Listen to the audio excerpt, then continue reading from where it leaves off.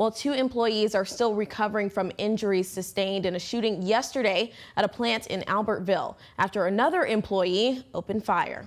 Investigators are still trying to figure out the motive behind yesterday's mass shooting at Mueller Company plant in Albertville that left 2 employees dead and 2 others injured. Employee Andreas Horton was identified as the shooting suspect, and police say he was found dead in his car from an apparent self-inflicted gunshot wound in Guntersville just hours after fleeing the scene. The family of one of the 2 people killed in yesterday's shooting, Lee Dobbins, is reaching out to the community for help.